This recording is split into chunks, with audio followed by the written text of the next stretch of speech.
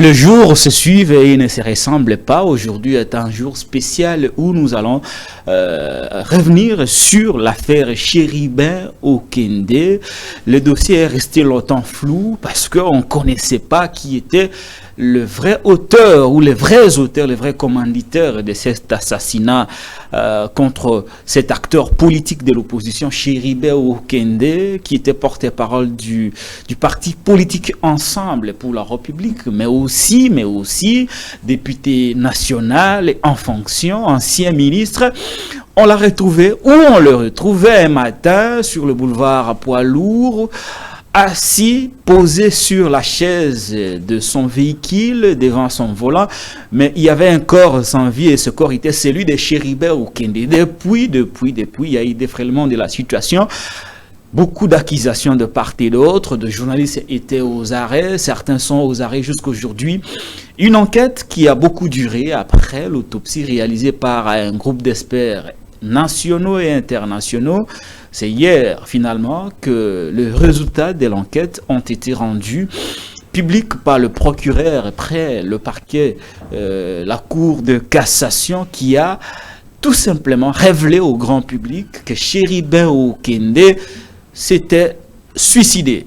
C'est-à-dire, Chéribin Okende s'est donné la mort. Après la publication de ce résultat d'enquête, opposition, majorité et société civile sont unanimes. La vérité n'a pas éclaté, le dossier est resté flou. Personne n'est d'accord avec cette version de conclusion présentée par le procureur. Quant à nous, Télénews, chaîne de la liberté, nous allons y revenir sur les quelques éléments avec notre invité pour que nous soyons tous éclairés. Oui, la liberté d'expression est garantie en République démocratique du Congo. Que vous soyez procureur ou pas, vous n'avez pas le droit de nous empêcher, de nous étendre sur un sujet d'actualité qui concerne la société. Si un député national, un ancien ministre et porte-parole d'un parti politique, un responsable politique peut être assassiné dans ces conditions, et voir le résultat de ces enquêtes être bâclé, que dire de ces petits citoyens, que dire de Congolais lambda? Est-ce que nous sommes en sécurité? C'est la question qu'un internaute s'est posée aujourd'hui sur les réseaux sociaux et je crois que cette question est fondamentale et elle mérite d'être posée. Si nous aurons un peu de temps, nous allons aborder la tournée de Félix Tshisekedi en Belgique, en Bruxelles, où il a rencontré le Premier ministre. Au cours de cette rencontre, dès l'entame, Félix a déclaré qu'il n'était pas question que le protocole d'accord sur les minerais critiques ne doit pas être appliqué par le destinataire, c'est-à-dire le Rwanda et l'Union européenne. Nous y reviendrons parce que Félix Tshisekedi semble obtenir non seulement les négociations, mais cette fois-ci des sanctions contre le Rwanda. Est-ce que ces sanctions vont-elles mettre fin à la guerre dans la partie Est, une guerre attribuée au M23 soutenue par l'armée rwandaise? Je suis Patrick Local devant ces micros. Bienvenue à vous. L'invité de Patrick Local de ce matin, c'est Alain Bolodjoa Ibola. Alain Bolodjoa Ibola, bonjour. Bonjour à vous, bonjour à tout le monde. En tout cas, merci beaucoup pour l'opportunité. Je rappelle que vous êtes l'initiateur et le président du parti politique Lèvons-nous et Bâtissons le BAT. Vous êtes un acteur politique, analyste politique, vous êtes économiste, c'est ça? Voilà, il y a un frère à moi qui se trouve en Boujima et qui m'a dit qu'il aimait vraiment vous suivre et qu'à chaque fois, chaque semaine, je dois absolument vous recevoir. C'est pour le plaisir de ceux qui nous suivent. Ce que vous faites est vraiment apprécié par une grande partie de la communauté, mais aussi, vous n'êtes pas apprécié, il faut le dire, par ceux qui sont au pouvoir, notamment leurs militants. Vous vous dites quoi à chaque fois que ils vous critiquent, ils disent que vous avez la haine, vous n'aimez pas le président et que vous ne dites jamais du bien de votre pays, même lorsque les faits sont vrais. Bon, quoi de plus naturel, parce que même mon maître Jésus n'a pas eu l'unanimité. Et je trouve que c'est normal parce que tout le monde ne peut pas m'apprécier, tout le monde ne peut pas m'aimer. S'ils ont le droit de m'aimer ou de ne pas m'aimer, j'ai le même droit. Je ne suis pas obligé d'aimer Félix Tshisekedi parce que ce n'est pas une question d'amour. Mais apprécier au moins de rationalité. Apprécier certaines de ses actions. Oui. Je peux apprécier. Possible de votre part. Non, mais c'est possible, oui, mais fort malheureusement, il ne m'a jamais donné l'opportunité de le faire. Parce que si j'avais apprécié la venue du M23 pendant 14 mois, peut-être qu'aujourd'hui, j'allais être parmi les complices ou le coauteur. Voyez-vous, si j'avais totalement apprécié le programme des 100 jours, peut-être j'allais être cité parmi les détourneurs. Si j'avais soutenu sa stratégie de justice ou sa politique judiciaire dans ces pays, peut-être Mpunga, le jeune qui a été assassiné dans un bureau de la police, pourrait être... peut-être qu'on allait avoir plusieurs cas. Si j'appréciais M. Félix, c'est que peut-être j'allais soutenir la déclaration de procureur par rapport à ce qui s'est passé dans le dossier au Kenya. Donc, de tout ce que le régime fait, il n'y a rien, il n'y a aucun point qui peut être apprécié. Non, du tout. Mais je suis là. Ça fait pratiquement 5 ans que je demande à ce qu'on me prouve le contraire. Parce que le problème avec M. Félix, c'est qu'il peut avoir de bonnes intentions, mais il pêche toujours dans le procédé. Il a toujours de bonnes intentions. Non, toujours. Il peut. Ouais. Non, pas nécessairement. Il peut avoir de bonnes intentions, mais il pêche toujours dans le procédé. Il veut construire des infrastructures, mais il prend le pouvoir qui est dévolu au gouvernement, il donne à ses amis et connaissances.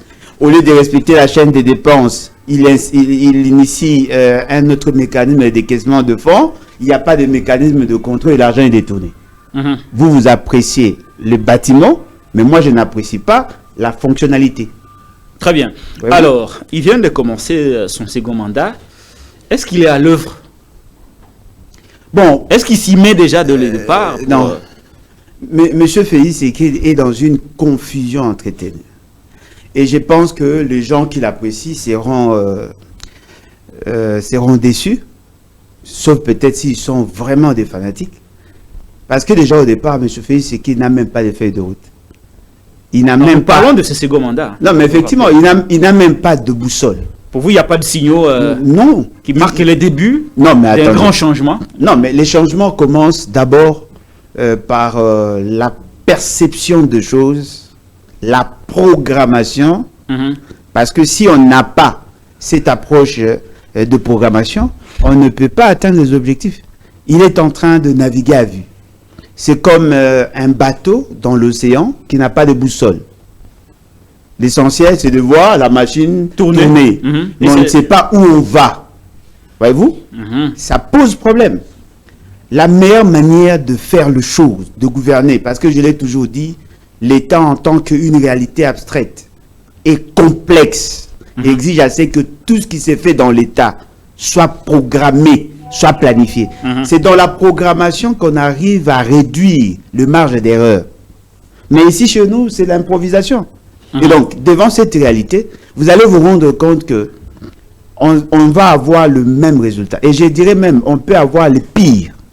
Parce que justement, il n'a pas le réflexe programmateur, il n'a pas la capacité de cerner les enjeux, il n'a pas la capacité de modéliser la fonctionnalité de l'État. Ce qui fait que chaque fois, quand il pose des actes, on se rend compte que c'est de l'improvisation.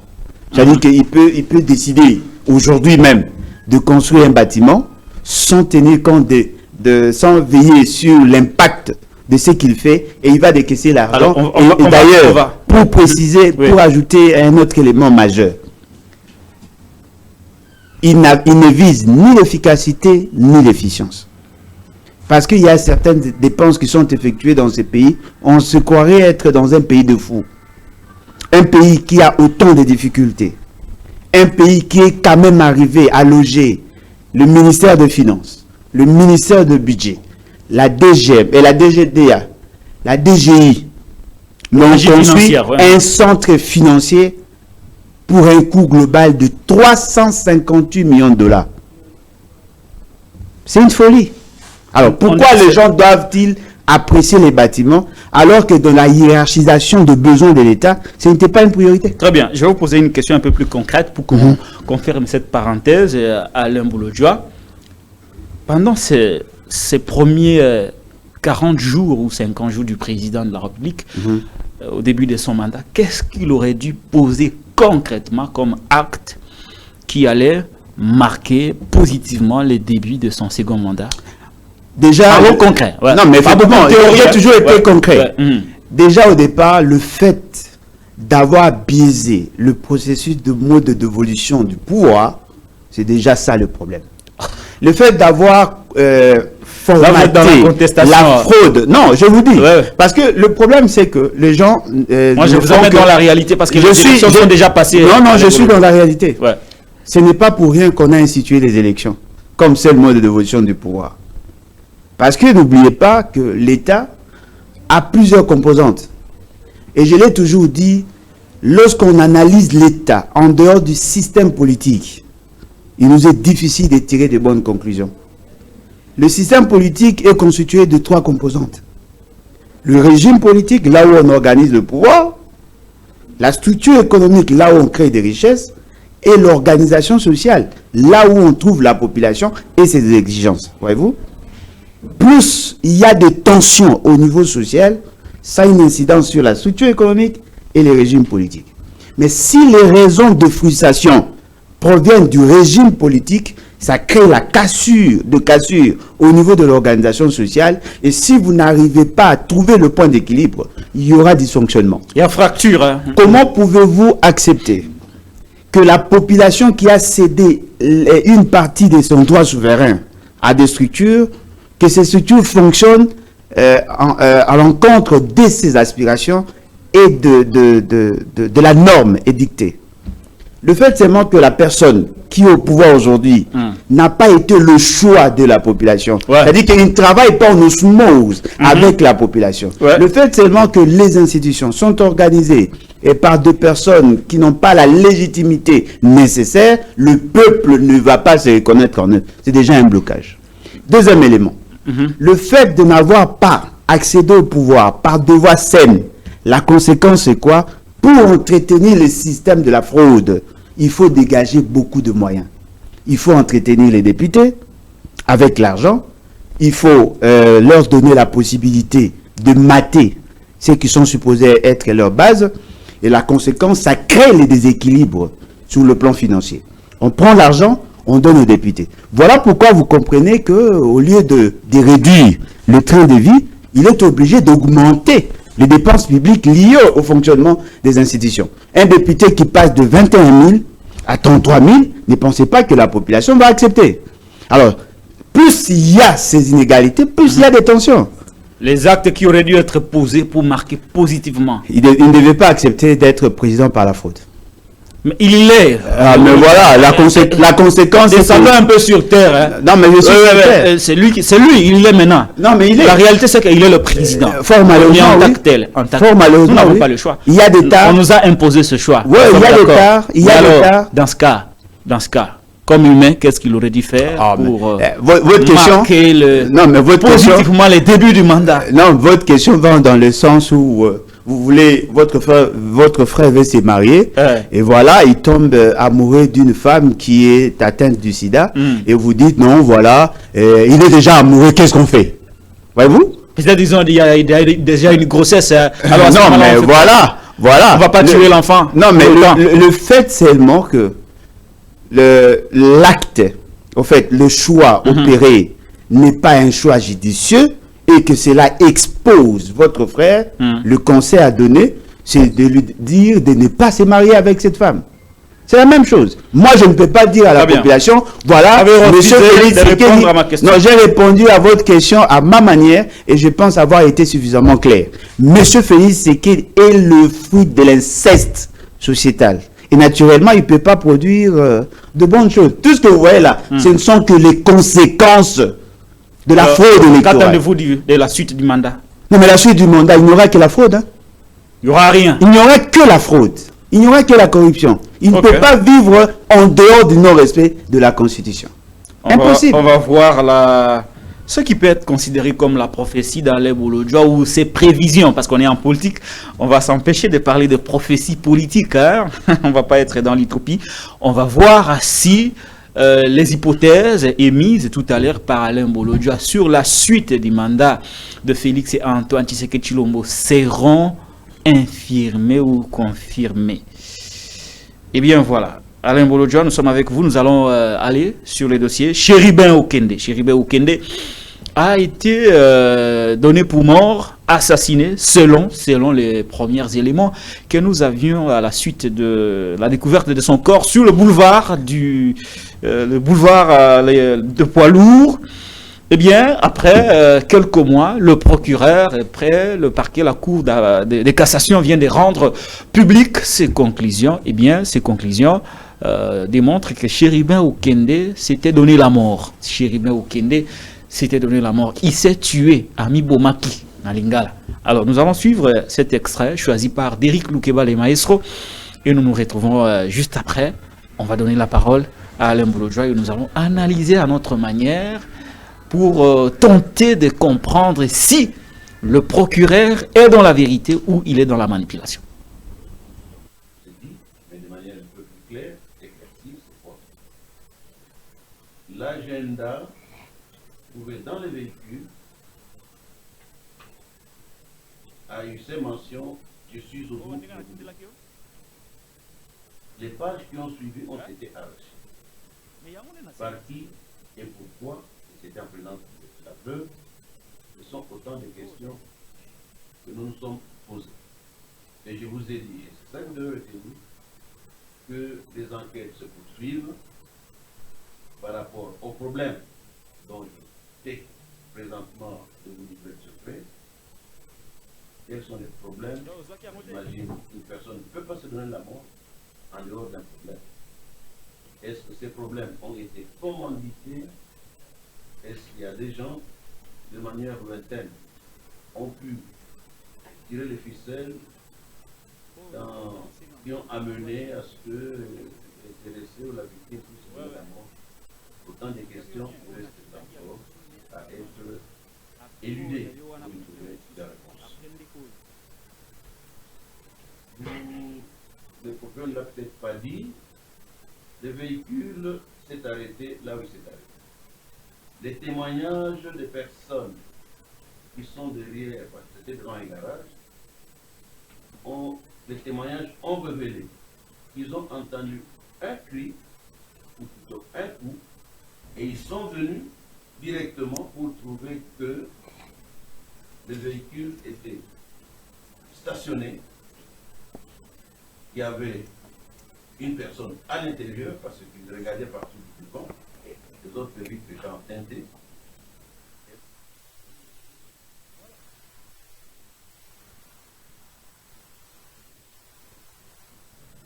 Nous avions énuméré un certain nombre d'infractions. Nous avons même milité pour que les législateurs puissent réprimer davantage et sévèrement ce genre d'infractions, puisque la propagation de faux bruits peut amener à la révolte des habitants contre les institutions établies. Et là, c'est un risque énorme. Au jour d'aujourd'hui, je le répète, je suis rassuré parce qu'au terme de toutes ces enquêtes, nous avons les conclusions en ce qui concerne la mort de Sieur Chéribin Okende.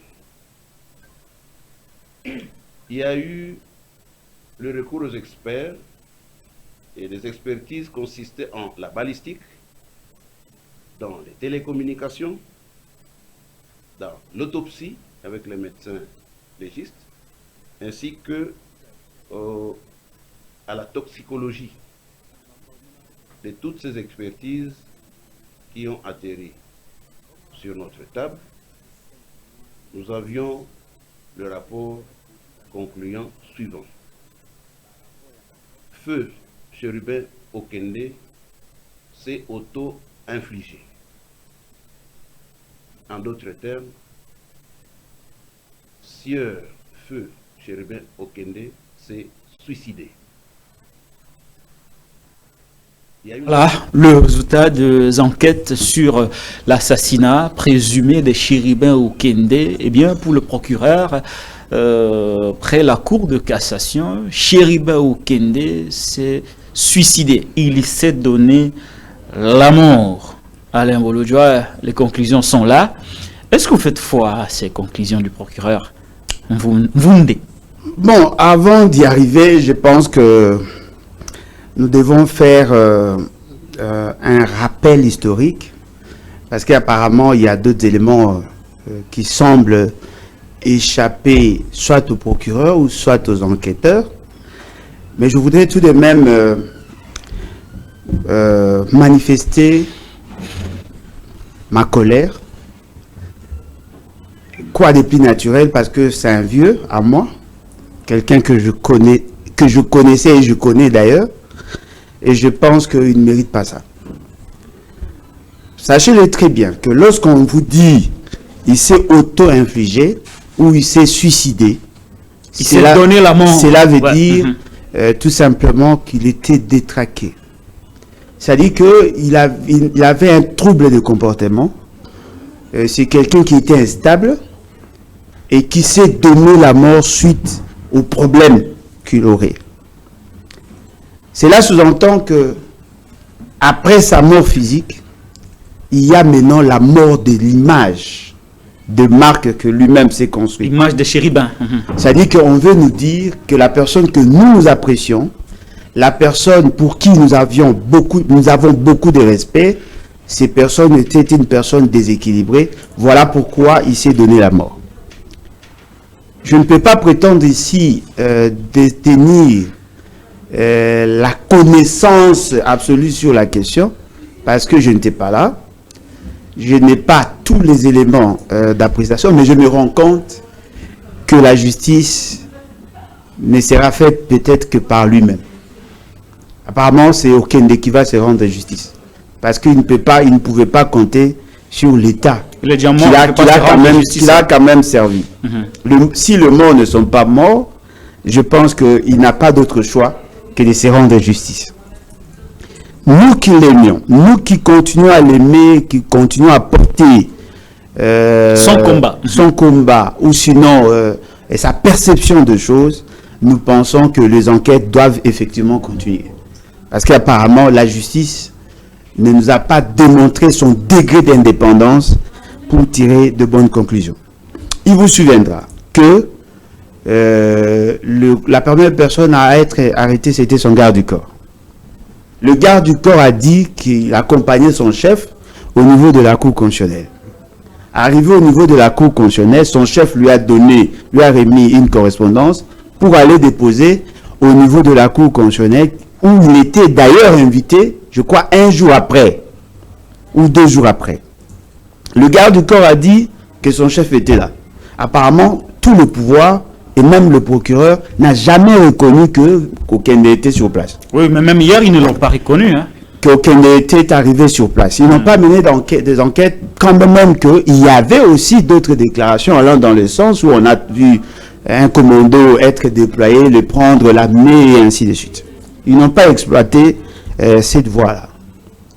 Le garde du corps a lancé l'alerte de son enlèvement quelques heures après. Et je crois que déjà vers 16h, 17h, les gens avaient déjà des échos on ne pouvait pas le localiser.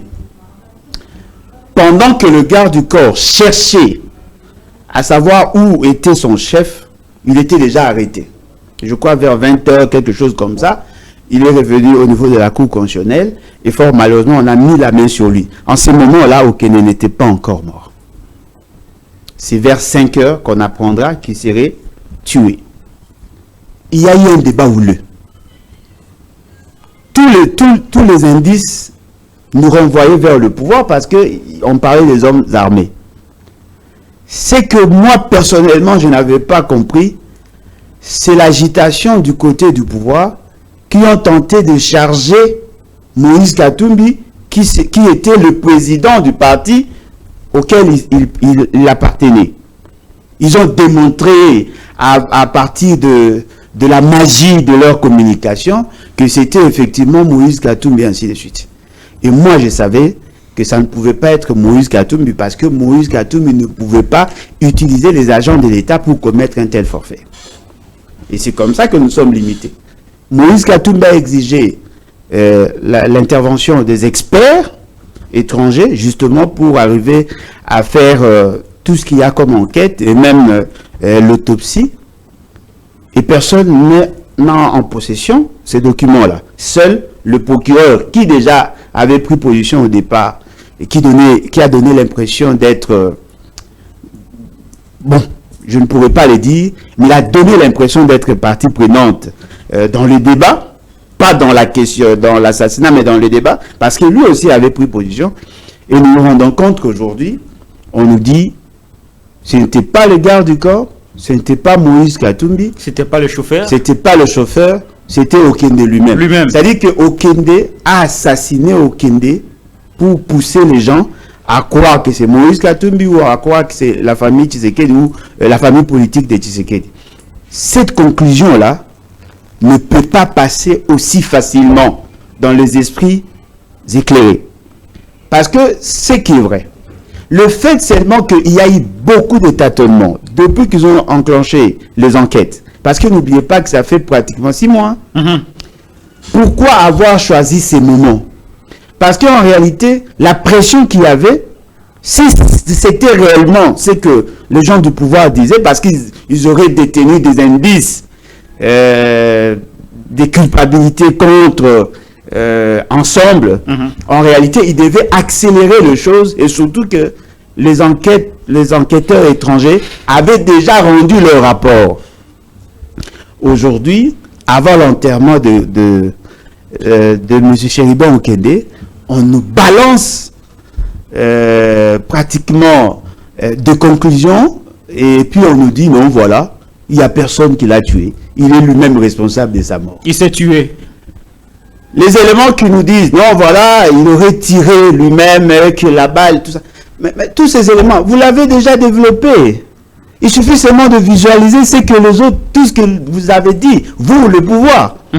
Parce qu'apparemment, dans vos dires, vous avez semblé dire qu'il y aurait quelqu'un dans la voiture, c'est la personne qui aurait tiré, on aurait tiré à plus d'une fois. Mais on parlait même du premier suspect qui était premier suspect, et on a tenté de démontrer que c'était effectivement lui parce qu'il y avait des indices et ainsi de suite. Aujourd'hui, vous détruisez tout ce que vous avez dit.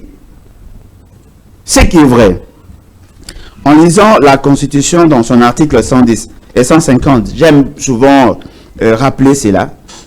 Le pouvoir judiciaire est le garant des libertés individuelles et de droits fondamentaux des citoyens. Les juges ne sont soumis dans l'exercice de leurs fonctions qu'à l'autorité de la loi. Cela sous-entend que pour que notre société soit en équilibre, il faudrait que ceux qui sont appelés à rendre justice soient essentiellement indépendants. Si le juge ou le magistrat, de manière générale, ne dégage pas dans notre société une certaine indépendance par rapport à leur procédé, par rapport à leur manière, aucune liberté ne sera garantie. Vous êtes les garants des libertés individuelles et des droits des citoyens. Donnez-nous une bonne justice. Peut-être qu'aujourd'hui, du fait que vous êtes dans un tel environnement, vous prenez position.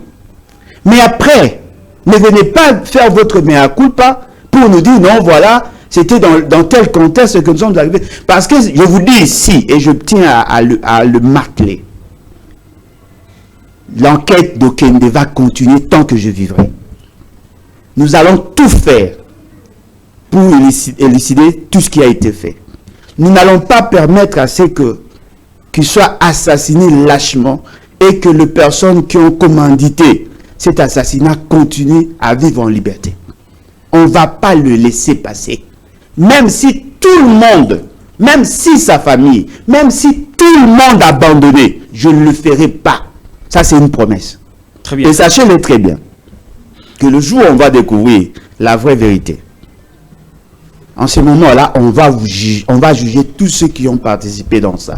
Même ceux qui ont rendu un mauvais rapport seront sanctionnés. Parce que c'est que nous voulons. Nous devons apprendre à respecter la vie. La sacralité de la vie est cristallisée dans la Constitution. Je peux prendre le risque de faire confiance à ces rapports qui viennent d'être rendus. Mais si j'analyse toutes les déclarations qui ont été faites, je suis en droit de douter de la véracité de tout ce qu'on nous dit, d'autant plus que personne, En tout cas, personne, ni le procureur, ni tous ceux qui ont participé, personne ne peut nous donner avec certitude l'heure de la mort, parce qu'apparemment, même les experts avaient des difficultés. Apparemment, les indices ont déjà été tripotés avant que les experts, que les experts étrangers n'arrivent, et nous nous rendons compte qu'il y avait effectivement intention de cacher certaines vérités. Nous pleurons, peut-être que les gens ne le savent pas. La veuve Okende dort toujours au salon. On lui a ravi même son passeport. La veuve Okende laisse le portail de sa parcelle ouvert jusqu'aujourd'hui. Les classements des chaises, tels que vous l'avez connu jusqu'aujourd'hui, c'est-à-dire qu'ils sont en deuil. Jusqu'aujourd'hui, ils n'ont jamais fermé la porte. La porte reste ouverte. Elle est condamnée à être en deuil jusque le jour où on va enterrer son mari. Si son mari était enterré ne fût-ce que comme une victime, on allait comprendre. Mais aujourd'hui, on veut le classer comme un détraqué, quelqu'un qui avait perdu la mémoire, qui n'avait plus ses facultés, qui s'est donné la mort. C'est-à-dire que Okende a été humilié même après sa mort. Ça, c'est grave.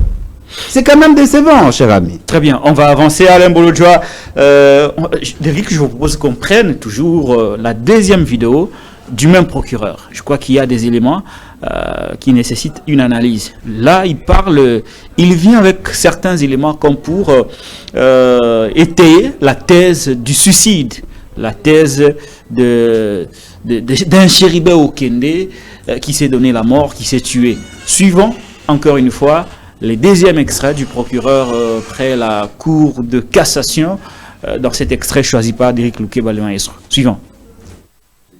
Mais de manière un peu plus claire, éclaircie, c'est quoi? L'agenda trouvé dans le véhicule a eu ces mentions, je suis au bout du rouleau.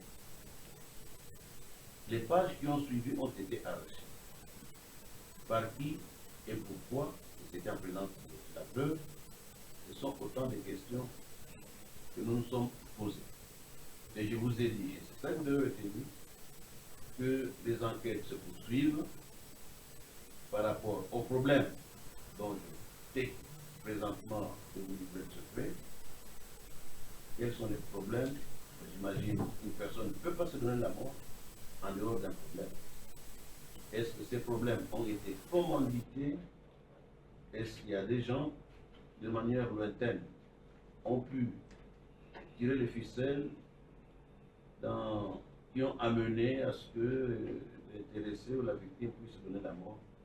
Autant de questions qui restent encore à être éludées pour y trouver la réponse. Le procureur ne l'a peut-être pas dit, le véhicule s'est arrêté là où il s'est arrêté. Les témoignages des personnes qui sont derrière, parce que c'était devant un garage,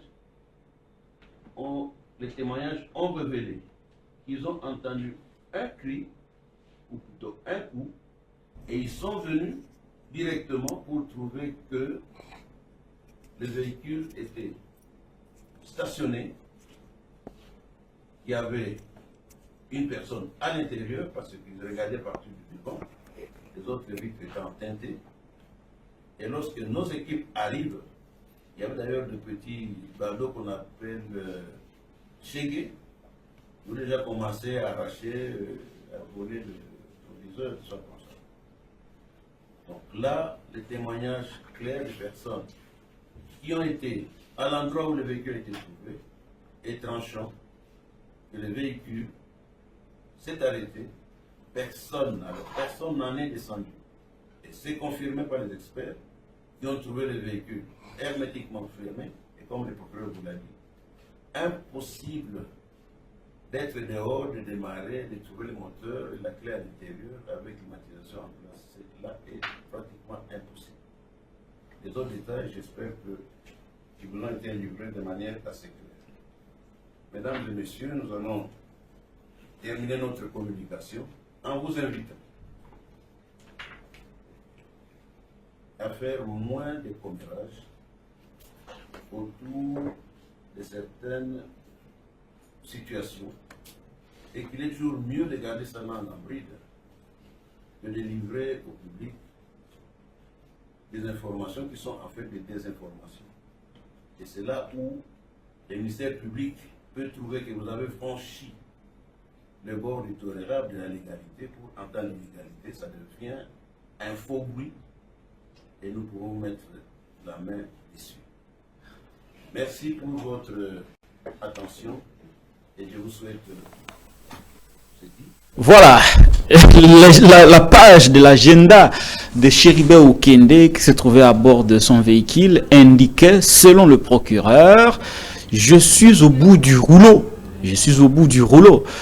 Et en résumé, le procureur ne veut pas que les gens en parlent avec excès, sous peine de tomber dans le faux bruit et susciter l'intérêt du procureur à mettre la main sur des probables délinquants, des gens qui vont commettre des infractions.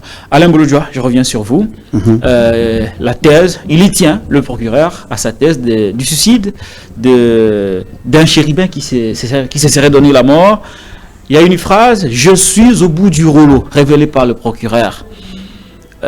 Comment peut-on analyser l'authenticité de ce que dit le procureur à propos de cette page de l'agenda et de jeunes gens qui, d'après lui, ont témoigné qu'ils auraient entendu un coup à partir de l'intérieur du véhicule et que le véhicule était totalement fermé, impossible pour quelqu'un de l'atteindre à partir de l'extérieur. Bon, j'espère que le procureur est de bonne foi. Il est de bonne foi? Non, j'espère. Vous espérez? J'espère qu'il est de bonne foi. Okay. Il ne fait que ressasser ce qu'on lui a dit parce que il n'était pas sur place. On lui a relaté certains faits, certains éléments au regard des enquêtes menées. L'avantage qu'il a, il a le pouvoir non seulement d'intimider, mais aussi d'arrêter. Voyez-vous, il a vraiment un avantage comparatif contrairement à nous. Parce que s'il lui dit des choses, nous ne pouvons pas l'attaquer. Même s'il est dans le faux. Même s'il pourrait être dans le faux, on n'est pas en droit de le faire parce que lui, il a le mandat de dire ce qu'il pense et d'interdire aux autres de dire ce qu'ils pensent. C'est ça l'avantage d'être du pouvoir. Mais en tant que un élément de la société, je pense qu'ils doivent être assez prudents. Parce que nous avons assisté dans ces pays et même en dehors du pays, nous avons vu de procès qui ont eu ce genre de conclusions 5 ans, 10 ans après, ou 20 ans après, ou 50 ans, on apprendra qu'effectivement, les enquêtes étaient biaisées. Le procès réouvert, il y a de nouveaux témoins. Et puis, même de grands magistrats souvent sont interpellés comme des accusés. Moi, je pense que c'est ça son avantage. Alors, par rapport aux pages de l'agenda. Je suis au bout du rouleau. Je suis au bout du rouleau. Confirmez un peu ce que vous étiez en train de demander d'un homme détraqué. Mais voilà, même effectivement, c'est ça la stratégie en fait. Je suis au bout du rouleau. Dans quel contexte? Parce que les pages qui ont été arrachées, c'était avant qu'il ne se donne la mort ou après? Parce que juste après que le témoin ou les personnes qui étaient présentes là dans le lieu où on a trouvé le corps, ils ont appelé la police, on n'a pas ouvert le véhicule. Si c'était dans le véhicule, il n'y a que l'État qui est entré en possession de ces documents-là. Parce que lui-même l'a dit, que les portes étaient hermétiquement fermées, personne de l'extérieur ne pouvait y entrer.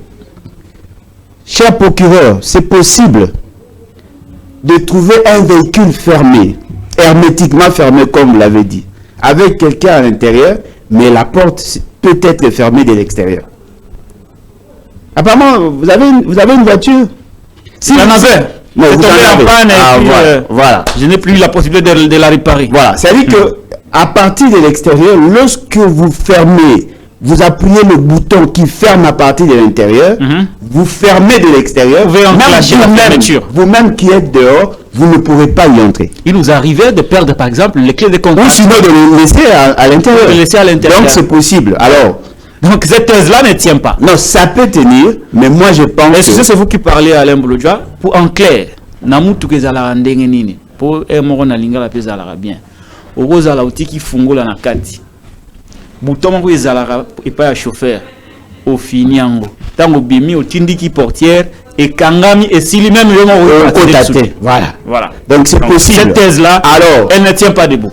Alors, ce qui est important pour le procureur, c'est de faire bien son travail et d'éviter de créer des doutes légitimes dans nos esprits. Si c'est sur base de rapports, s'il y a le rapport, le contre-expertise des étrangers, comme vous l'avez déjà dit, donnez-nous la possibilité d'entrer en possession de ces rapports-là. Ah, vous voulez que les rapports soient publics? Non, mais donnez-nous parce la que version des experts nationaux. Tant que je ne verrai pas ces rapports, je continuerai à croire que Okende était assassiné. Parce que c'est qui est vrai. Personnellement, moi, je ne fais pas trop confiance en la justice congolaise. Et vous savez pourquoi? Parce que le premier consommateur de cette justice ne croit pas. Qui? Félix Tshisekedi. Il ne croit pas. Ah, il a dit que la non, mais il continue à le dire. Il ne croit pas en cette justice. Le fait seulement que parmi les suspects, il y avait notamment la Cour constitutionnelle. Ne m'exigez pas croire à leur bonne foi comme ça, aussi facilement. Non, si vous osez en parler, le procureur va comme... Non, mais cher monsieur, cher procureur, nous pouvons, personnellement, je vous respecte. Je vous respecte. Mais vous n'avez pas le droit de nous interdire de réfléchir. Ah, c'est tout que la loi nous l'autorise. Hein. Non, mais vous n'avez pas le droit de nous interdire de... C'est vrai que tout le monde a peur. Pourquoi il ne veut pas que les gens en parlent? Non, mais justement parce qu'il considère que ça sera de faux bruit, on va vous arrêter, vous serez sanctionné. Justement parce que vous avez le pouvoir de le faire. Mais pourquoi est-ce que les critiques, les analyses des gens lui feraient autant peur jusqu'à vous menacer? Non, mais si c'est ça l'intention, ils doivent se préparer parce que je ne pense pas que dans ce pays, on va laisser passer ces dossiers. Non, pas du tout. D'ailleurs, moi, j'en parle ici. Il y a un général qui a été assassiné dans ce pays. Ah, le général Kaimbi. Qui se serait donné la mort. Parce qu'apparemment, c'est ça la stratégie. Le juge Yanni également. Juge Yanni. Suicide. Claire Mpunga. Suicide. Apparemment, il n'y a que le suicide. Apparemment, il n'y a que le suicide. À l'époque de Kabila, c'est Kabila qui tuait. Aujourd'hui, ce sont les gens qui se donnent la mort. Ils se tuent eux-mêmes. Quel est ce problème qui pouvait pousser un monsieur comme Okende, un homme aussi équilibré, modéré, de se donner la mort, républicain, avec l'arme? Et peut-être que vous ne le savez pas. L'information sur l'arme a été diffusée avant minuit. Tout le monde savait où se trouvait l'arme. Vous pensez que le magistrat, l'avocat de la famille qui a déposé plainte au niveau de la Belgique, eux n'ont pas d'informations? Ils continuent aussi à suspecter des gens. Ils ont porté plainte. Ne vous interdisez pas d'en parler. Parce que plus nous en parlons, plus on se sent un peu consolé. Oui. Si vous nous interdisez d'en parler, cela sous-entend que vous voulez créer en nous un esprit de révolte. C'est imprudent. Très bien. On va prendre une autre vidéo. Cette affaire, il y a beaucoup de rebondissements. L'avocat de la famille avait accusé d'ailleurs le responsable de service de renseignement militaire d'avoir joué un rôle de commanditaire. C'est ça, ce que cet avocat belge avait déclaré depuis le Royaume de Belgique en Bruxelles. Le dire n'est pas de la désinformation, mais juste ce sont des rappels parce que les faits sont là. On va prendre la dernière vidéo dans cette affaire. L'avocat, lui aussi, il est revenu sur certains détails, notamment la présence de Chéribé Okende à la cour, mais il ne nie pas l'invitation. L'invitation était délivrée, envoyée à Chéribin, mais il nie le fait que Chéribé était passé par la cour ce jour-là. On va le suivre dans cet élément, choisi toujours par Derek Loukeba. Dans le véhicule. Cependant, les experts ont également relevé que la Jeep Lexus contact à l'intérieur, moteur allumé, climatisation en marche, ne pouvait se fermer que de l'intérieur. De deux, il a été constaté également des éclaboussures de sang sur les sièges avant et ainsi que sur les sièges avant gauche, donc du siège du passager, et également au niveau du siège arrière, qui était mouillé d'éclaboussures de sang. On a également trouvé l'arme qui était utilisée, donc l'arme qui, la suite c'est que c'est l'arme du garde du corps. Alors, partant de ces éléments, au regard de la blessure, puisqu'il a également constaté, puisque dans la scène du crime, on a été dans un premier temps été amené également à étudier le corps, puisque les enquêteurs de scène étudient également le corps. Ce sont des éléments visuels, ce qui est différent de l'autopsie qui entre en profondeur. Donc ils ont retrouvé des éclaboussures partout, on a retrouvé la douille et on a retrouvé également l'arme, non pas sur les sièges, mais juste à côté du corps de M. Okende. Alors, pour la commission des analyses de la scène et de la balistique, et d'ailleurs c'est la commission qui a déposé le premier rapport, il a conclu que les blessures, ou les blessures, puisqu'il faut parler en termes de blessures, puisque les constats c'est que l'arme a été utilisée à bout touchant, c'est-à-dire sur la tempe du côté droit, et la balle est sortie du côté gauche et est sortie au niveau de l'anti-pluie de la portière arrière, la portière devant gauche, c'est-à-dire la portière du chauffeur. Et cette balle avait une ligne ascendante, oblique du bas vers le haut, c'est-à-dire de droite vers la gauche.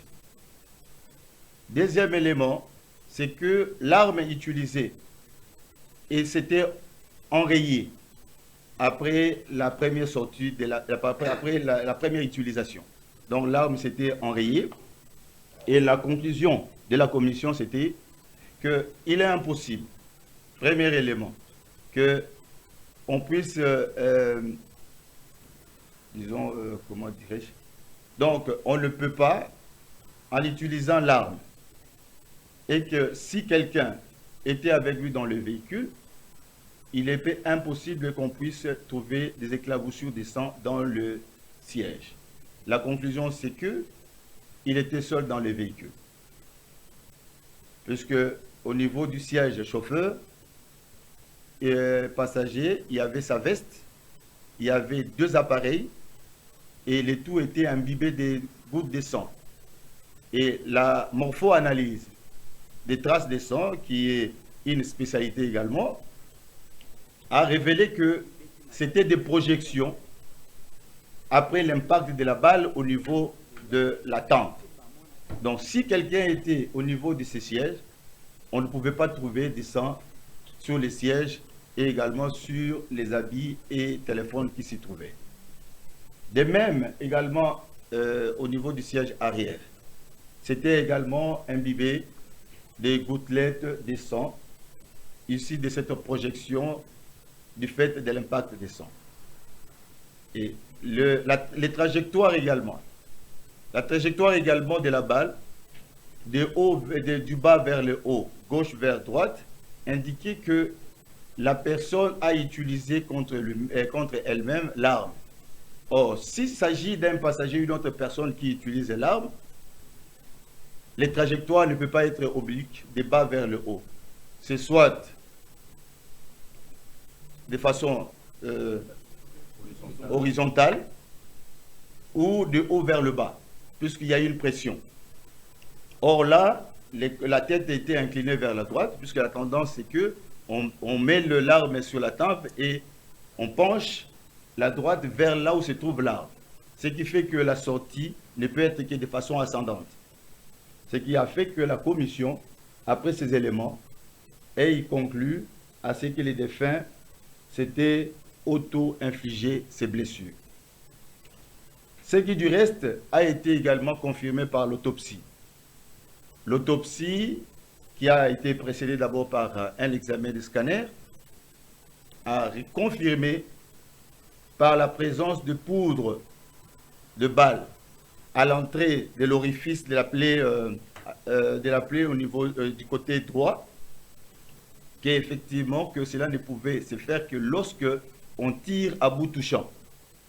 À bout touchant, l'arme étant sur la tempe et que la balle part, les poudres demeurent, ça ne se disperse pas, mais ça se demeure et on a trouvé une masse noirâtre tout autour de la plaie. Ce qui a confirmé, c'est que les experts en balistique avaient déjà dit dans leur premier rapport. Et la conclusion, c'est que M. Chéribin Okende est mort à la suite de l'hémorragie résultant de la blessure ou des blessures causées par l'arme par lui-même utilisée ces jours. Voilà la conclusion de l'autopsie. Mais au regard de ce qui se disait... Merci beaucoup d'Éric Loukeba. Notre invité c'est Alain Bolodjoa. Abonnez-vous à la Télé News, chaîne La Liberté. Likez, partagez, commentez cette émission avec notre invité Alain Bolodjoa. Alain Bolodjoa, vous venez de suivre l'avocat général qui explique détail par détail comment Chéribin Okende a procédé à sa propre mort. Il s'est tué. Il s'est tué et c'est démontré par le procureur. Juste un petit mot et puis je vous poserai la question de savoir la suite de cette affaire. Et donc, il n'y aura pas de procès. Vous pouvez noter, Alain Bolodjoa, il n'y aura pas de procès télévisé pour que nous suivions les témoignages du chauffeur, du garde du corps, mais aussi de ces badauds auxquels les deux procureurs faisaient allusion tout à l'heure. Et donc, comme il s'est donné la mort, tout le monde est innocent. Les fautifs, l'assassin, c'est Chéribin lui-même. Bon, j'ai suivi, apparemment il n'y a pas assez d'innovation dans ce qu'il a dit, quand même qu'il a donné certains aspects, certains éléments d'information technique. Mais je voudrais dire à monsieur l'avocat général, d'ailleurs lui, tel que je le connais. Ah, vous le connaissez? Oui, je le connais, je le vois très souvent. Il a toujours été dynamique. C'est quelqu'un qui a participé effectivement dans cet appareil judiciaire. On le voyait souvent à la télé, dans les grands procès. Il a toujours été là. C'est quelqu'un que j'apprécie assez bien. Et apparemment, il est fort dans son domaine. Mais je me rends compte que la question de la Jeep ne doit pas être considérée comme une formule magique. Nous l'avons démontré ici. Un élément probant. C'est possible de fermer hermétiquement la voiture de l'extérieur sans contact. Et sans pourtant avoir la possibilité d'y accéder. Oui, c'est possible. C'est possible. Parce qu'il y a des gens qui l'ont déjà expérimenté. Même moi-même, je l'ai déjà expérimenté. Ok. Et puis deuxièmement, il a parlé du sang et consort. Oui, nous n'étions pas là. Ouais. Eux étaient là. Ils étaient représentés. Vous parlez du sang. Mais dites-nous que ce sang-là appartenait bel et bien aussi à Chéribin Okende. Parce qu'on peut trouver du sang sans nécessairement être le sang de la victime. Si c'est son sang, tout le reste là, ça peut se justifier. L'arme. Oui, il aurait utilisé l'arme. Dites-nous, parlez-nous aussi des empreintes. Les empreintes de Chéribin. Les empreintes de Chéribin. Si vous avez trouvé des empreintes dans l'arme et sur l'arme, on peut aussi croire qu'effectivement il y a des éléments. L'arme est supposée être gardée quelque part. Si un jour il y aurait procès, on peut aller. Non, on peut enlever les empreintes des enfants. Ah, bon. C'est possible de manipuler et puis d'enlever. Ils doivent nous rassurer qu'on a trouvé les empreintes et ainsi de suite. Une autre préoccupation, l'arme ou la balle est entrée avant ou après la mort. C'est possible aussi de tirer sur un cadavre. C'est possible. Nous nous questionnons sur ces éléments. Nous nous posons des questions, justement. Un autre élément, ils disent que la voiture aurait heurté le mur. C'est ce qui a fait que dans ces garages, il y avait des gardes qui sont sortis pour vérifier. Ce qui sous-entend qu'il s'est donné la mort pendant qu'il conduisait.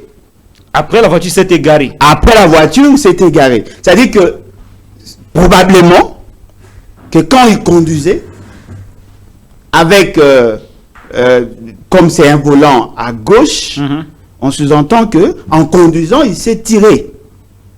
En se tirant, c'est comme ça que la voiture, il a perdu le contrôle naturellement parce qu'il devait déjà être mort et c'est comme ça qu'il a heurté. Une petite question, mais quand vous voyez les pare-chocs de ces véhicules, il n'y a pas de dégâts. Non, mais la voix ou le son là provenait de quoi? A-t-il marché sur le bordure? Probablement parce que nous voyons là qu'il y a de bordure. Ouais. Oui. Mais maintenant, pour arriver là, était-il encore vivant? S'est-il donné la mort pendant qu'il garait ou avant? Ou avant. Qu'est-ce qui a fait que le volant aille vers la droite et que la vitesse ne soit pas si forte que ça pour ne pas heurter le portail? Tous ces éléments, on a besoin de ça. Le véhicule n'avait pas heurté le portail. Non, mais il avait quelle vitesse? Parce qu'il est lent. Mais effectivement, parce qu'il serait donné la mort en conduisant. Et là, je ne pense pas qu'il a garé. Je ne pense pas qu'il s'était arrêté et puis il a tiré. Probablement qu'il était déjà en mouvement. C'est-à-dire que tous ces éléments-là, dans ces cas, vous qui parlez à l'homme, s'il s'était arrêté, il n'aurait pas garé de cette manière-là. Non, mais voilà. Il aurait bien garé. Donc il y a encore des zones d'ombre. Nous avons besoin nous posons des questions de précision. Alors, voilà, comme ce sont des humains, ils sont experts sur des questions juridiques. Là, on ne peut même pas en discuter. Parce que l'essentiel d'entre eux sont des enseignants. Ils font leur travail pendant des années. Ce ne sont pas des gens que nous ne connaissons pas. Ce sont des gens qui ont presté pendant plusieurs années. Tel que l'avocat, là, je l'ai connu, je crois que c'était vers avant 2011. C'est quelqu'un qui s'y connaît. Mais ce qui est vrai, vous pouvez aussi commettre des erreurs parce que vous êtes des humains. Rassurez-nous que les enquêtes vont effectivement continuer. Parce que le procureur, quand il parlait, il a donné l'impression comme si il y a des zones d'ombre qui continuent par rapport à l'agenda qui est entré en contact de cet agenda alors que la voiture était fermée. Mais aussi de nous dire, entre minuit et 5 heures du matin, avant que le corps ne soit découvert, Okende était où? Parce qu'au niveau de sa maison, on ne savait même pas l'identifier. L'alerte a été lancée déjà à partir de 20 heures. De 20 heures à 5 heures. Dites-nous, il était où? Et quand vous dites que vous devez chercher qui a poussé Okende à se donner la mort, quels sont ses problèmes et tout ça. Mais c'est ce que nous posons comme question. Parce que ce qui est vrai, tant que ces éléments-là qui entourent l'affaire ne seront pas mis en lumière, il y aura toujours un doute. Alors, ne soyez pas trop strict dans votre conclusion. Parce que c'est possible que certains éléments vous échappent. C'est possible. Pendant qu'on parlait de Lumumba, l'assassinat de Lumumba, les premières informations ont semblé dire qu'il serait tué par la population. 50 ans après, on a appris qu'il était assassiné par l'État. C'était des structures de l'État, en complicité avec les services extérieurs. Mais les gens ont attendu 50 ans pour avoir des précisions sur les raisons de sa mort. Ne soyez pas trop pressés. Vous n'êtes pas de Dieu. Très bien. La suite maintenant de cette affaire, c'est-à-dire comme on a dit que Chéribin est l'assassin de lui-même, ça veut dire que tout le monde est innocent.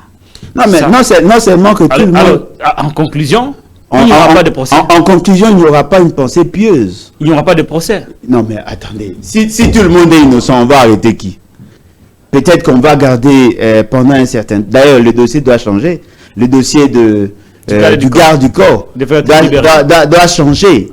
Doit changer, c'est-à-dire que en l'interrogeant, on ne va plus lui imputer la responsabilité de la mort, mais peut-être que le fait d'avoir égaré son arme.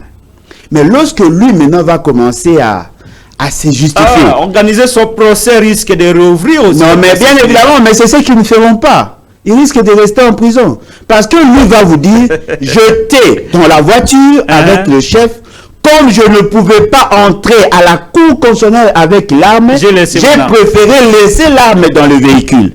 Je ne l'ai pas égaré, c'était dans un lieu de service. Voyez-vous? C'est ça le problème. C'est là où le bas blesse. Tant tant qu'on ne va pas nous certifier que Chériba Okende était au niveau de la Cour constitutionnelle, le garde du corps restera toujours le suspect. Et là, c'est de l'injustice. Aidez-nous à comprendre, parce que nous ne sommes là que pour ça. Si ce que vous dites est vrai, le garde du corps est innocent. Il faut le libérer. Si vous continuez à les garder, cela sous-entend que vous doutez encore de son innocence. Alors, continuez avec les enquêtes. Parce que pourquoi quelqu'un qui n'a pas tué son chef peut-il se garder en prison? Il fallait le libérer. Parce que les conclusions de tout ce que vous avez, ça date. Très bien. Pourquoi le gardez-vous encore en prison? Très bien. C'est lui qui n'a pas tiré. Il n'a pas tiré. Vous dites que c'est Chériba Okende qui se serait donné la mort. Mais vous gardez les gardes du corps pour avoir assassiné son chef. Je ne comprends rien du tout. En tout cas, rien. Très bien, vous comprenez rien. Il y a un internaute qui m'a posé une question sur mon compte X, ancien Twitter. Il dit, mais écoutez, vous n'êtes pas en sécurité. Oui. Un député assassiné, un ancien ministre, un porte-parole d'un parti de l'opposition assassiné. L'État congolais a mis 6 mois ou 5 mois pour arriver à cette enquête, à ces conclusions d'enquête qui ne sont pas acceptées. Il faut dire ici que l'opinion est unanime. L'opposition, majorité, société civile, tous disent que la vérité n'a pas éclaté. Alors cet internaute conclut que nous ne sommes pas en sécurité. Et il est surpris d'apprendre que nous Est-ce qu'il a raison, il a tort? Non, mais il n'a pas tort. Il n'a pas raison non plus. Ce qui est vrai, nous savons que nous sommes toujours en insécurité. Et d'ailleurs, ce n'est pas le fait... Parce que là, il parle du fait que c'est quand même un haut responsable de l'État. Non, mais lui, il est surpris. Nous avons assisté nous qui sommes des citoyens lambda. Non, mais lui, il n'était que député. Dans ces pays, on a assassiné un président dans son bureau, en fait. On a connu pire que ça. On a connu pire que ça. Voyez-vous? On a assassiné un premier ministre en fonction. Un juge.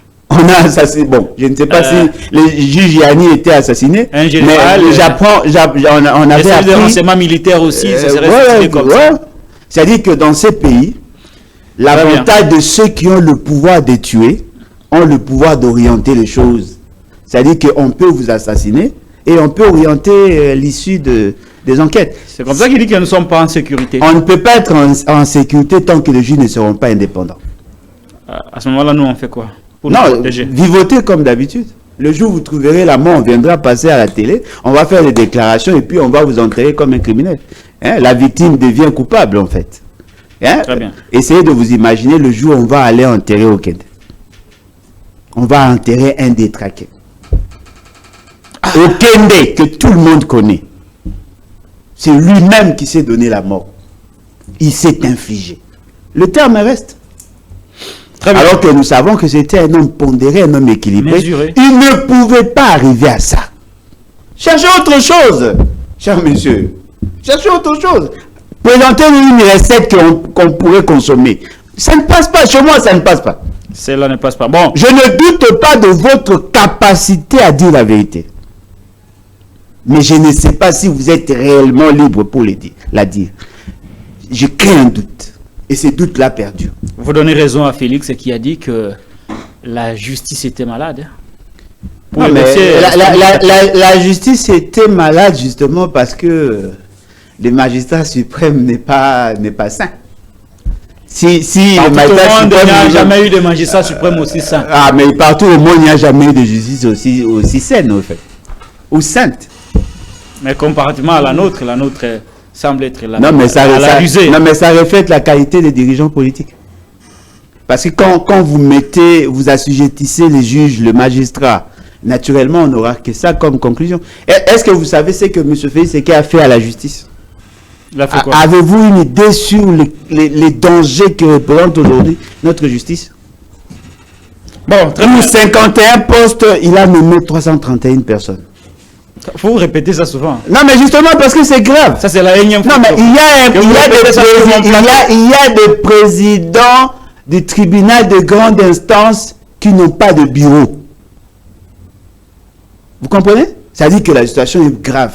Très bien. Allez voir en termes de budget. le budget que l'on alloue à la justice. Allez voir, la situation des greffiers, la situation de tous les personnels de la justice. C'est-à-dire qu'on a clochardisé la justice, justement pour manipuler. On va vous libérer, Alain Bolodjoa. Je vous propose de prendre quelques minutes, 5 minutes ou 6 sur un tout petit dossier qui est aussi tout aussi important. Mais nous n'allons pas accorder beaucoup de minutes parce que le format est largement dépassé. Le président Félix Tshisekedi, chef de l'État. Ah, il est aussi chef de l'État. Ça, c'est pas accoutumance, là. Bon, je dois quand même être concentré. Hein. Le président Félix Antoine Tshisekedi Tshilombo, chef de l'État, s'était rendu à Bruxelles pour échanger avec nos partenaires belges sur le partenariat basé sur les minerais congolais critiques que l'Union européenne a signé avec la République du Rwanda, le pays des 1000 collines. Le chef de l'État, Félix Tshisekedi, dans un ton ferme, a exigé l'annulation de ce protocole d'accord devant les Européens. Chose qu'il semble obtenir parce que les Européens ont non seulement dénoncé le Rwanda, mais promis de prendre des sanctions contre le pays de Paul Kagame. Félix Tshisekedi est-il en train de gagner son pari de dénonciation et des sanctions? Alain Bolodjoa, est-ce que les sanctions et les dénonciations suffisent pour que Kagame recule? Bon, c'est un débat séculier, hein. Ça n'a pas commencé avec M. Félix Tshisekedi. Parce qu'il vous souviendra, en 2013-2014, effectivement, il y avait des sanctions contre le Rwanda. Et je me souviens, à cette époque, la Grande-Bretagne avait suspendu le financement de certains projets, justement parce qu'il a été démontré, noir sur blanc, que le Rwanda était instigateur de tout ce qui nous arrivait. Et il suffit seulement de lire l'accord d'Addis Abeba, où c'est clairement mentionné. Et il y a d'ailleurs un comité de suivi qui avait démontré, et grâce à la MONUSCO, nous sommes arrivés à apporter des éléments. C'est ce qui a même fait que Mamadou Ndala et Baouma arrivent à avancer justement parce que le M23 n'avait plus l'appui, que ce soit technique et financier du Rwanda. Alors, M. Félix Tshisekedi nous a rejoints dans ces combats. Parce que c'est nous qui avons porté ces combats pendant que lui flirtait encore avec Kagame. Nous avons démontré qu'effectivement, il fallait commencer à sanctionner le Rwanda. Mais la grande question que moi je me pose, et je crois que l'essentiel des Congolais se pose également, pourquoi attendons-nous que les autres sanctionnent le Rwanda alors que nous-mêmes ne l'avons pas fait? Si l'ambassadeur a été chassé. Oui, mais l'ambassadeur a été chassé, mais ça ne veut pas dire qu'on a cassé la coopération. Hein? Commençons aussi à sanctionner, ça serait une bonne chose. Si nous n'arrivons pas à sanctionner le Rwanda, ça risque de donner l'impression... Ils ont évoqué la raison de l'asphyxie. On risque d'asphyxier les populations de Sud et du Nord Kivu qui s'approvisionnent souvent par la voie de Kigali. Oui, supposons alors qu'aujourd'hui l'Occident a sanctionné le Rwanda. La population va continuer à être asphyxiée. Parce que nous ne devons pas donner l'impression comme si dans notre pays, il n'y a que Félix qui apparaît plus intelligent. Mais pourquoi alors le Congo ne sanctionne pas le Rwanda? Non, mais justement parce que le Congo n'est pas sérieux, au fait. Vos dirigeants ne sont pas sérieux. Parce que s'ils étaient sérieux, ils devaient commencer par sanctionner. J'avais démontré l'autre fois, je crois ça date, d'ailleurs chez vous également, j'avais démontré qu'il y a ce qu'on pourrait appeler la balkanisation économique. C'est-à-dire que le Rwanda a travaillé notre économie à telle enseigne que nous ne pouvons pas, nous, qui sommes dans la partie ouest, transacter facilement avec nos concitoyens de la partie est. Ils ont conditionné l'État pour être essentiellement dépendant. Le carburant, l'eau, le sucre, le sel, tout ce qu'il y a comme produit manufacturier dépend de ces économies-là. Alors, il fallait maintenant réfléchir sur comment réduire la dépendance, parce que c'est cette dépendance-là qui fait que vous trouvez la population chaque matin traverser le Rwanda et la population rwandaise traverser chez nous. Pendant tout le temps que M. Félix Tshisekedi effectuait ce voyage, il n'a jamais compris cette stratégie-là. La population de l'Est dépend essentiellement du Rwanda. Ou soit il a compris qu'il ne peut rien. Non, il pouvait faire quelque chose, il suffisait seulement d'être assez sérieux dans ce qu'il faisait. Aujourd'hui, nous nous rendons compte que nous demandons à la communauté occidentale de sanctionner le Rwanda parce que nous sommes incapables de le faire. C'est quand même ridicule. Parce que si aujourd'hui, on n'arrivait pas à donner le go ou à faire passer ces messages, nous risquons d'être complices naïfs de ce qui nous arrive. Fermez les frontières. Fermez les frontières. Parce que si vous fermez les frontières, ça sera aussi une sanction. Ne pensez pas qu'il n'y a que notre population qui sera asphyxiée. Si on ferme les frontières, le Rwandais aussi sera asphyxié. Et si ça s'est juxtaposé avec la sanction des Occidentaux, eh bien, le Rwanda sera en position de faiblesse. Parce que si nous refusons d'acheter et de vendre au Rwanda, la population rwandaise va réagir. Ce sont des stratégies simples. Pourquoi le Burundi le fait? Ne pensez pas que le Burundi est autosuffisant. Non. Le Burundi ferme les frontières. Pourquoi Félix ne le fait pas? Non, mais parce qu'il est complice. Justement parce qu'il trouve dividendes, il tire des dividendes de la situation. Très bien. Aussi les émissions. C'est plutôt sur la lingala minute manquée. Dialogue. Beaucoup Tania, Kagame na Félix. Conditionné par beaucoup Tania, Félix, c'est un leader politique que vous êtes. Dans un dialogue, pas pour le partage de postes, mais pour discuter sur des vraies solutions aux problèmes du Congo. Il peut être le responsable de ce qui nous arrive, mais nous subissons tous. Et comme nous subissons tous, est-ce que nous ne pouvons pas aussi participer à la recherche à solutions dans un cadre de concertation où les pouvoirs, l'opposition, la société civile se retrouvent? Parce que la victoire, il y a Bitumba na Est, à mon humble avis, ou de la vie de beaucoup de Congolais, passerait aussi par la cohésion nationale qui n'existait pas. Bon, en tout cas, l'ingala au français. Les deux, hein? Non, mais le biming le français, non, le basque. Bon, ils ont remélangé. Bon, en fait, le problème est que il y a certains principes qui sont énoncés dans votre question. Ce sont des évidences indéniables, donc nous devons le prendre en tant que tel. On ne peut pas gagner la guerre contre une nation s'il n'y a pas de cohésion nationale. Exact. Ça, c'est une évidence. Merci beaucoup. Oui, c'est une évidence. Pour que toi arrives à unité nationale, il faut qu'il y ait un dialogue sincère. C'est indéniable. Voilà. Mais pour que nous arrivions à résoudre, non seulement durablement, mais à résoudre le vrai problème, il faut d'abord sanctionner les gens qui sont à la base. Parce que au moins les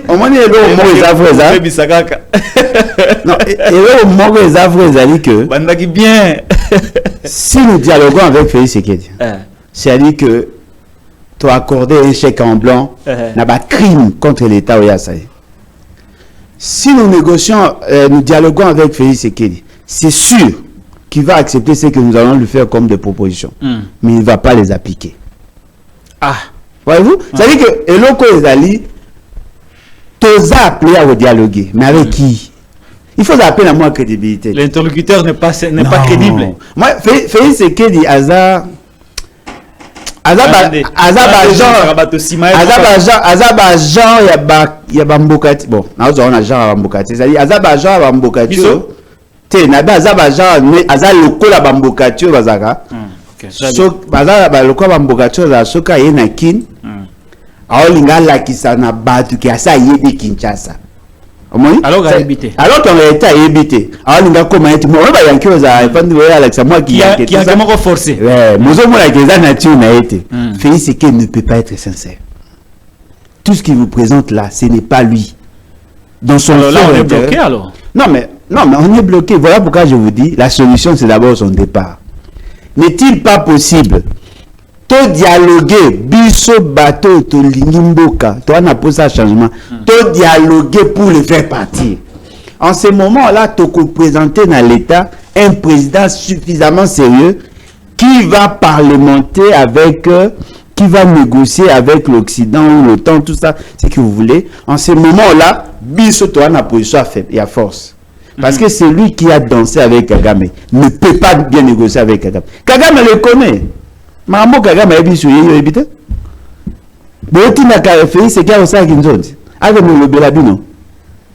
Et aussi matin, à Obimara, Ndemona Bato, au Tindi Muta Sengelo Nyongo, mais Yepe Muto Yotina Sengelo Nyongo, Ana Nyonga Muto Yofafuta. Ah, ok, l'état. Ah oui, c'est non, mais papa Tingana Rosambon et pas na Nyonga. Mais sur le PC Nambo, na PC là. Ok, na Tigelo Kasi une semaine. Pour Yende Azala Nyongo. Il faut d'abord que Félix et Kaza conjugué n'a passé. Je suis d'accord, notre société a opté pour une démocratie consensuelle. Le dialogue est Kozaka permanent. Mais attention, on ne peut pas dialoguer que pour dialoguer. Félix Sekedi veut assez que Bisoto me mélèe chaleur et à peuple. To bana peuple, voilà, to sungaye po azobunda. Azobunda te. Pendant 5 ans, au lieu de construire le pays, il s'est construit lui-même. Vous pensez un monsieur qui a été $8 000 peut faire la guerre? Ah, voilà. C'est-à-dire que il doit même être présentable. Non, mais présentable, $8 000 dans un pays pauvre, ça pas tout. Non, avec Mambazo Lucata, ceux qui ont posé un changement. On a la caméra. Bon, on a posé un changement. Voilà, et photo ça te mobiliser peuple pour faire partie Félix Sekedi. Quoi hésiter na route na roya. Merci. Mais vous avez mindu qui te pour na linga ngote. Na roya. Très bien, merci. Et puis que monsieur allez laisser.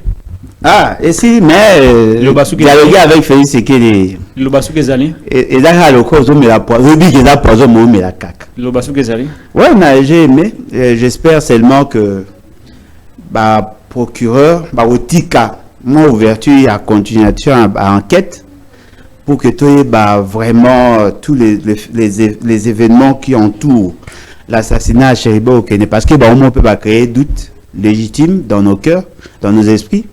Et puis tout ça que senga na famille ce qui moyen causal, parce que je ne pense pas que le corps écotique a un morgue indéfiniment. Ce qui moyen causal de libérer la femme, tokunda ndekonabiso. Toi, on a posé ça au autopsie, c'était pour déjà indice c'est bébé. Tu as moyen de retrouver. Toi, enterré de Gonabiso et puis tu continues. Merci beaucoup. La famille va s'exprimer dans le jour qui suivent. Je suis en contact avec les avocats de la famille et je reviendrai sur ce plateau pour vous faire le point de la communication de notre famille concernant l'assassinat qu'on présente aujourd'hui comme les suicides de Chéribin Okende. L'invité des partis locaux, c'était Alain Boulodjoa. Alain Boulodjoa, merci. C'est à moi. Merci d'avoir répondu à notre invitation. Derrick Loukeba était à la réalisation.